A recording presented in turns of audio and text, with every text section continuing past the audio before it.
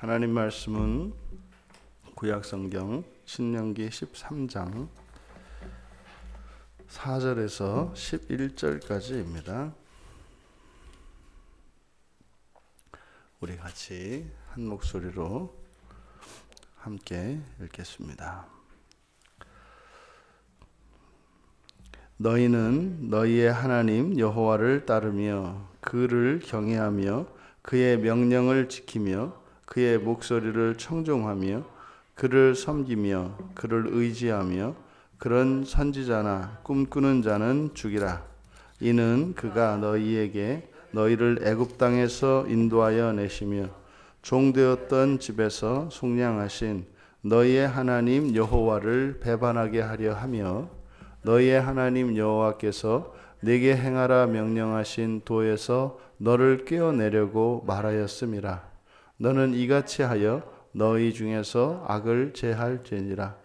내 어머니의 아들 곧 내 형제나 내 자녀나 내 품의 아내나 너와 생명을 함께하는 친구가 가만히 너를 꿰어 이르기를 너와 내 조상들이 알지 못하던 다른 신들 곧 내 사방을 둘러싸고 있는 민족 혹 내게서 가깝든지 내게서 멀든지 땅 이 끝에서 저 끝까지에 있는 민족의 신들을 우리가 가서 섬기자 할지라도 너는 그를 따르지 말며 듣지 말며 긍휼히 여기지 말며 애석히 여기지 말며 덮어 숨기지 말고 너는 용서 없이 그를 죽이되 죽일 때에 내가 먼저 그에게 손을 대고 후에 뭇 백성이 손을 대라.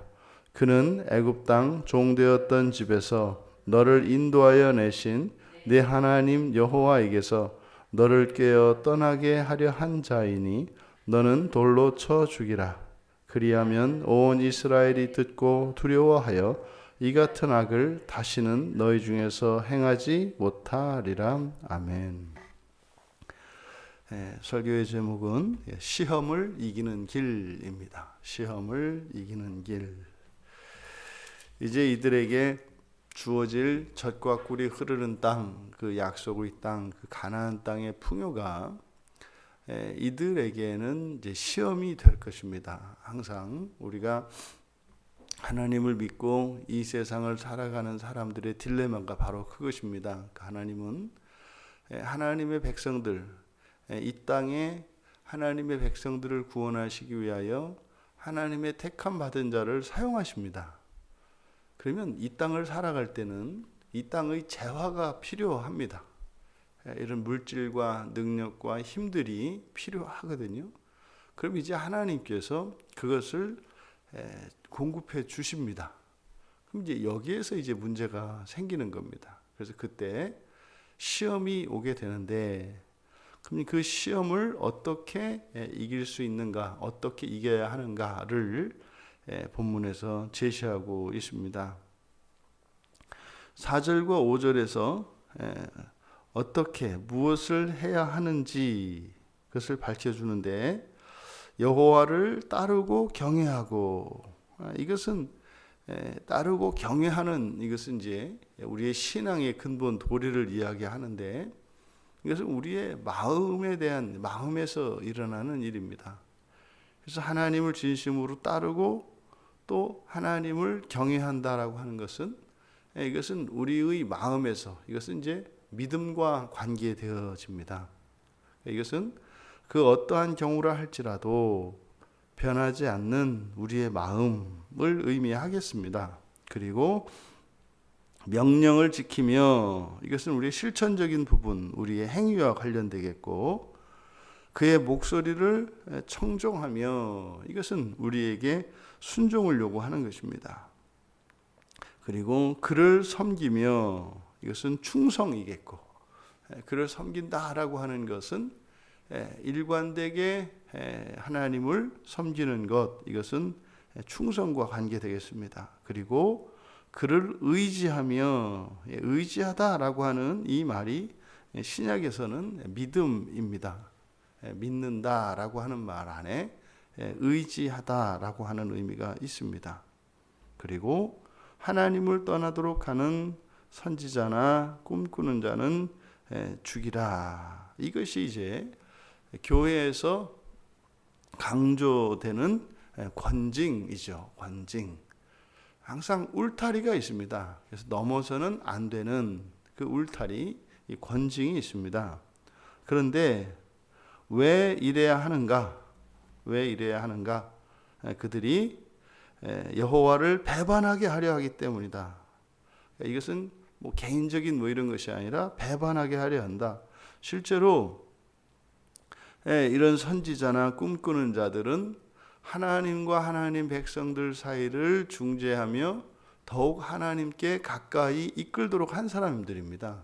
근데 그런 이들이 하나님을 오히려 배반하게 하려 한다. 그리고 하나님 여호와께서 명하신 그 길에서 벗어나게 하려고 한다.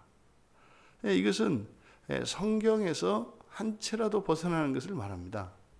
성경에서 벗어나게 하는 것, 그것은 여호와께서 우리에게 주신 인생의 길에서 비껴가게 하는 것이죠. 이 모든 것들은 악입니다. 근데 악도 보통 악이 아니라 제해야 할, 이건 완전히 죽여 없애야 할 악이라는 것이죠. 그리고 이런 선지자나 꿈꾸는 자뿐만 아니라 이제 6절에서 11절까지 여기는 이제 가족과 친구들입니다. 가족과 친구들. 이게 지금 굉장히 이제 강력한 율법적 요구입니다. 형제, 자매, 아내, 그리고 뭐 생명을 함께하는 친구. 아마 이단들이 이 본문을 많이 쓰지 않을까 싶어요. 여기 보면은 이제 만약에 따라오지 않으면 다 쳐 죽여야 한다. 그는 다 마귀다. 뭐 이런 식으로 해서 해석할 수 있는 그런 본문입니다. 그러니까 아주 노골적으로 따르지 않으면, 하나님을 따르지 않으면, 우리를 따르지 않으면 이것은 가족이라 할지라도 8절에 보면 긍휼히 여기지 말고 애석히 여기지 말고 덮어 숨기지 말고 용서하지 말고 죽여라. 그러니까 아마 성경에서 찾기 힘든 이런 가족 관계를 해체해도 된다라고 하는 것 같은 그런 명령이 들어가 있는 거죠.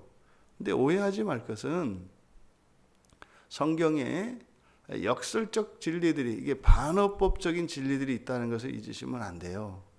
그러니까 하나님은 하나님의 백성들을 구원하시고 그들을 날마다 새롭게 하시고 거룩하게 하시는 목적이 하나님과 함께 하시기 위함입니다. 성경에 기록된 최초의 타락 사건을 기억해 보세요. 기억해 보십시오. 하나님께서 찾아오셨던 날 일어납니다. 하나님께서 찾아오셨을 때 숨어버리는 것이 이게 이 세상에 일어난 그 죄의 결과로 일어난 분리입니다. 그러니까 사실은 이 모든 구원의 일을 시간을 거슬러 되돌려 가 보면 아담과 하와가 선악과를 먹었느냐 안 먹었느냐가 문제가 아니라 그것을 먹고 하나님으로부터 멀어진 것이 문제예요. 그래서 기독교에서 가장 중요한 것은 함께 하는 것입니다. 함께. 그럼 나와서 함께 하면, 그리고 거기에서 회개를 하면 그 모든 죄는 용서되고 회복되고 고쳐질 수 있습니다. 그러니까 지금 본문에서 부모, 형제나 자매 이런 친구들이 이렇게 이방 신들을 섬기자고 할 때 그들을 뭐 돌로 쳐서 죽이라는 거예요. 돌로 쳐서 죽이라는 것. 그러면 사실은 이게 이 사건이 왜 이렇게 명령을 강하게 하고 있는가? 그 목적은 11절입니다. 11절에 그리하면 온 이스라엘이 듣고 두려워하여 이 같은 악을 다시는 너희 중에서 행하지 못할 것이다. 이것은 일체에 허용하지 말 것에 대한 강한 명령이거든요. 그러니까 성경 전체에서 하나님의 가르침, 또 우리의 하나님이 어떤 하나님이신가를 안다면 이 율법이 문자적으로 만약에 뭐 오늘날 우리들로 말하자면 뭐 교회 안에 있는 어떤 지체가 뭐 우리 심심풀이로 우리 점 한번 치러 갑시다. 거기다 돌 집어 던져서 저 죽이라는 얘기입니까? 그런 게 아니죠. 하나님은 생명의 하나님이십니다. 그래서 이렇게 살인을 명하실 때 이것은 절대적인 금지를 의미합니다. 절대적인 금지. 그러니까 이것은 예외도 없고 타협도 없고 일체의 고려가 있어서는 안 되는 것입니다. 그러면 어떻게 될까요? 그러면 그렇게 하려고 했던 사람이 하나님의 백성인 이상 그렇게 하려고 했던 사람이 마음을 고쳐먹게 되어 있습니다. 상대방의 마음가짐에 따라서 말하는 그 사람도 영향을 받게 되어 있거든요. 그러니까 이래도 되고 저래도 되는 것이라면 선택할 수 있겠습니다만 이렇게 다른 이방신을 섬기는 우상을 섬기는 이 일은 하나님께 있어서 무엇과 같은 겁니까?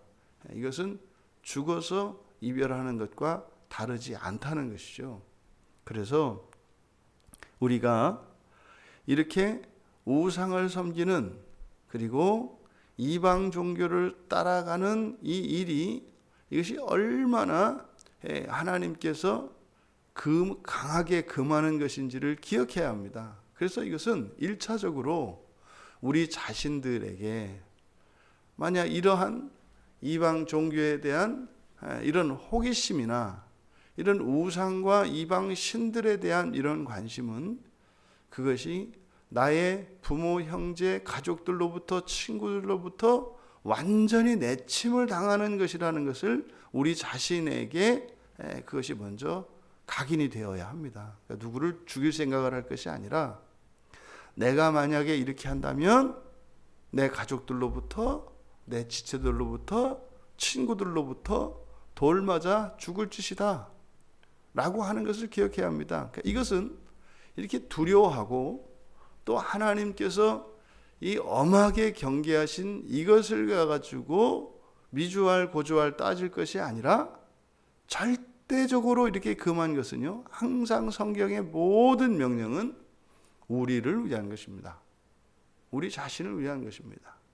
왜 이렇게 하나님이 강하게 명령을 하시는 걸까요? 실제로 성경을 보면 우리를 구원하시고 우리를 거룩하게 하셔서 하나님 닮게 하시는 것에 그 가장 중요한 것은 자유의지거든요. 그래서 심지어 이런 순종과 불순종을 통해서 우리 스스로 알아가도록 하십니다. 그런데 이 귀신을 섬기는 다른 종교를 따라가는 이 일을 이렇게 강력하게 추정하는 경우, 강력하게 명령하는 그 이유, 우리가 추론하여 알 수 있는 것은 그 대가가 치러야 할 대가가 너무 크기 때문입니다. 우리나라가 이런 귀신을 섬기던 나라 아닙니까? 우리 민족이. 다른 나라들은 뭐 어떤지 모르겠습니다만 우리와 같이 이렇게 귀신을 섬기던 나라에서 예수를 영접하고 참 하나님께 돌아오는 일이 참으로 고되고 혹독한 나라가 그렇게 많지 않을 수도 있겠다 싶어요. 그러니까 정말 이렇게 주변을 돌아보면 맨 처음에 어느 집안이든지 맨 처음에 예수 앞으로 나오는 그 일에 얼마나 많은 환난과 혹독한 시련과 연단들이 있는지 몰라요. 그러니까 이방 종교를 따라 섬기는 일은 결국 그것은 귀신을 섬기는 일인데 그 귀신을 섬김으로써 우리들이 치러야 할 대가는 너무나 크기 때문입니다. 그래서 일벌백계하여 일체 그것은 제해야 할 악으로서 신앙 공동체 안에 일체 자리 잡지 못하도록 엄하게 명하고 계십니다. 왜요? 시험에 들어버리기 때문입니다. 그래서 시험을 이길 수 있는 길로 아예 그러한 마음과 실천과 이런 믿음의 도리를 배반하지 못하도록 기본적으로 그것들을 제해야 한다라고 모세를 통하여 하나님께서 우리에게 가르쳐 주신 것입니다. 우리가 시험에서 극복하고 나오는 일은 너무나 어렵습니다. 참으로 고되고 참으로 많은 힘을 들여야 되고, 그것이 또 나 하나뿐만 아니라 나와 연관된 가족과 지체들에게도 그것이 얼마나 큰 고통과 그런 슬픔을 안겨주는지 모릅니다. 우리가 살아가며 늘 기억해야 하는 것, 시험에 들지 않도록, 시험을 이길 수 있도록 사전에 예방하고 대비하는 것입니다. 한마디로 말하면은요, 여기에 쭉 열거되어진 이 말씀들을 보면, 이런 신앙의 이런 신앙의 경건을 일상화하여 습관화시키는 겁니다. 우리 몸에 배도록. 그래서 어릴 적 신앙 교육이 그렇게 중요합니다. 어려서 이렇게 신앙 훈련을 잘 시켜놓으면 그 훈련되어진 습관에 따라서 그냥 자연히 시험을 피하며 살아갈 수 있게 되는 거예요. 저도 이제 청소년기에 예수를 믿고 이렇게 목사까지 되었습니다만, 신앙의 여정을 돌아보면 그렇게 대단한 신앙의 진전도 아닌데 참 고되고 힘들었던 그 시간들이었음을 봅니다. 근데 이제 우리 아이들을 보면 참 쉬워요. 참 쉽습니다. 그러니까 이렇게 투덜투덜하고 뭘 이렇게 해도 이렇게 넘어진다 하더라도 이렇게 머리가 이렇게 땅에 닿는 일 없고 아차 하고 이렇게 한쪽 다리를 깜짝 놀라서 그냥 쩔뚝하고 마는 정도. 근데 예전에 나의 경험을 돌아보면 그럴 때마다 저는 땅에다가 머리를 확 박았거든요. 머리 깨지고 코 깨지고 이게 그 신앙의 여정인데, 내 뒤를 이어오는 이 아이들을 보면 참 감사하죠. 그래서 사실 우리들의 이런 인생 안에서 절대적으로 하나님의 말씀을 절대적으로 믿고 의지하며 그 말씀을 따라 살고자 몸부림하고, 그리고 하나님께 은혜를 구하고 살아가며 하나님을 배반할 것에 대한 일체의 고려나 시도하지 않고 살아가면 되는 겁니다. 그럼 되는 거예요. 그러니까 이게 말은 거창합니다만 뭐예요? 그냥 주일이면 당연히 교회 가서 예배 드리고요. 예배 시간에 이렇게 하나님께 집중해서, 어차피 있는 거니까, 어차피 왔으니까, 그럼 집중해서 하나님께 감사하고 찬양하고, 또 설교를 통해서 나에게, 저 하늘에 계신 하나님이 설교자를 통하여 지금 나에게 말씀하시는, 우리가 전화기를 통해서 멀리 떨어져 있는 사람과 이야기를 하듯이 이 설교자라고 하는 전화기를 통해서 말씀하시는 하나님의 그 음성을 듣고 그 의미를 따라, 그리고 그것을 들고 그 말씀을 따라서 살기를 원하고, 또 힘에 부칠 때 하나님께 기도해서 하나님께 도움을 청하며 살아가면 될 일이다 이 말이에요. 그리고 늘 깨어야 할 것이, 선악과를 먹지 말라고 하셨던 하나님의 금령이 아담과 하와에게 주어졌던 것처럼 우리에게 절대로 하지 말 것은 귀신과 이교와 이러한 이방의 종교들, 이런 것들에 대해서는 일체의 어떠한 호기심이나 관심도 갖지 않는 겁니다. 이렇게 했을 때 시험에 들 일이 없다는 거예요. 이때 시험은 무엇이겠습니까? 우리를 끌어내리는 시험이거든요. 그러면은요, 우리는 올라가는 시험만 겪게 됩니다. 올라가는 시험이라고 하는 것은 하나님께서 끊임없이 우리 안에서 역사하시며 우리의 본성을 바꾸시고 우리의 인생을 바꾸십니다. 흔히 말해서 이게 복받는 신앙이에요. 다른 게 아니라. 그렇게 하면 반드시 하나님께서 우리의 내면과 우리의 외연의 모든 질서와 환경들을 바꾸십니다. 근데 이제 거기서 조심할 것은 뭡니까? 그것이 우리의 육신의 정욕을 위한 것이 되지 않도록 조심하는 것입니다. 이것은 늘 나 하나만이 아니요 내 주변에 있는 이들과 세계를 넓혀가며 그들의 필요를 채워주기 위해서 살아가는 인생입니다. 나의 필요가 아니라 내 주변에 있는, 더 나아가 땅끝까지 이 세상에 있는 모든 이들의 그런 애환과 가난과 질병과 이것을 주님의 마음으로 공감하며 살아가는 겁니다. 이렇게 하면 다 됩니다. 이게 답니다, 사실. 그러면 이 시험에 들지 않고 우리를 하나님께서 날마다 거룩하게 하시며 변화시키시는 우리의 삶 속에서 일어나는 이런 풍요들이 하나님의 이름을 높이고 우리의 삶을 더욱 보람되고 거룩하게 하시는 하나님의 은혜의 인생을 살아갈 수 있다는 것이죠.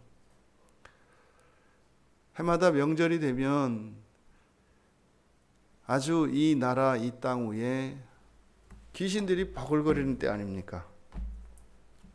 모든 거의 많은 집들에서 제사상을 차려놓고 귀신들을 집으로 불러들이는 때가 설명절, 추석명절 아닙니까? 여러분, 우리의 신앙의 선조들이 이 땅에 악한 세력들을 많이 물리치시고 내쫓으셨죠. 그래서 이만큼 인간답게 살 수 있고 그만큼 풍요로운 삶을 누리고 있습니다. 이것을 누릴 뿐만 아니라 우리의 자손들에게 더욱더 좋은 세상을, 더욱더 좋은 환경을, 영적인 환경을 말하는 것이죠. 그것을 물려주는 그 일에 우리가 마음을 쏟고 시간을 쏟고 또 우리가 함께 기도함으로 그렇게 나아가는 인생에 참여하는 이들이 하나하나 늘어나기를 바랍니다. 그래서 참으로 주님이 오시는 날까지 날마다 거룩해져가는, 그리고 이런 시험들이 발붙이지 못하는, 또 이런 시험이라고 해야 긍정적인 의미에서 우리의 삶을 새롭게 하시는 그 하나님의 구원의 확장으로서의 시험만이 우리에게 있는 복된 여러분들, 교회, 나라와 민족 되기를 주님의 이름으로 축원합니다. 존귀하신 하나님, 저희들의 평소의 삶이 시험에 대비하는 삶이 되게 하여 주셔서 이런 시험의 요인들이 저희들의 삶 속에 있지 않도록 늘 하나님의 말씀을 가까이 하며 또 하나님의 말씀을 붙들고 살아가게 하시고, 하나님 말씀에서 벗어나는 것에 대해서는 단호히 대처하며 저희들이 올곧은 그리스도인으로 살아갈 수 있도록 도와주십시오. 그래서 저희들의 인생에 일어나는 모든 시험은 저희들의 인생의 한계를 뛰어넘고 신앙의 한계를 뛰어넘는 거룩하게 하시는 하나님의 위대한 일이 되게 하여 주시옵소서. 감사하며 예수님의 이름으로 기도하옵나이다. 아멘.